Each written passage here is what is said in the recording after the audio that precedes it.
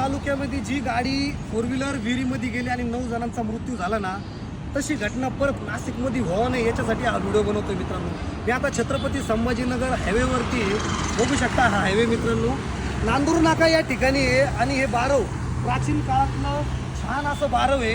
हे बारव असंच राहावं, पण याच्यासाठी ना काहीतरी ना बॅरिगेटिंग वगैरे करायला पाहिजे, सेफ्टी करायला पाहिजे, जेणेकरून तिकडनं येणारी गाडी डायरेक्ट मध्ये नाही जाणार आणि कोणाचा मृत्यू होणार नाही किंवा कोणाला इजा होणार नाही. चला तुम्हाला हे बारव दाखवतो. हे बारव आहे छत्रपती संभाजीनगर हायवेला लागून नांदूर नाका नाशिक या ठिकाणी. गावकऱ्यांचं हे धार्मिक स्थळ आहे, पण हे धार्मिक स्थळ छत्रपती संभाजीनगर हायवेला लागून आहे, पण इथं कुठल्याही प्रकारची सेफ्टी नाही, कुठल्याही प्रकारचं कंपाऊंड नाही. समोरून येणारी 4 व्हीलर असो 2 व्हीलर असो रात्रीच्या वेळी डायरेक्ट या बारव मध्ये जाऊ शकते आणि मोठी दुर्घटना होऊ शकते. जशी दिंडोरी मध्ये मोठी दुर्घटना झाली ना, तशी इथं व्हायला नाही पाहिजे. यासाठी इथल्या गावकऱ्यांचं म्हणणं आहे की शासनाने हे बारव स्वच्छ करायला पाहिजे आणि याला प्रॉपर कंपाऊंड करायला पाहिजे. कुठल्याही प्रकारचं नुकसान न करता या बारवाचं काम व्यवस्थित झालं पाहिजे, ही प्रशासनाकडे गावकऱ्यांची मागणी.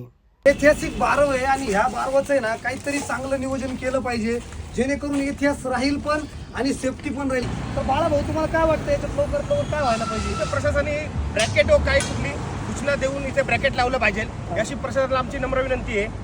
शासनाला एक विनंती आहे की हे काम लवकरात लवकर पूर्ण झालं तर चांगलं राहील, जेणेकरून कुठल्याही प्रकारची जीवितहानी होणार नाही. धन्यवाद.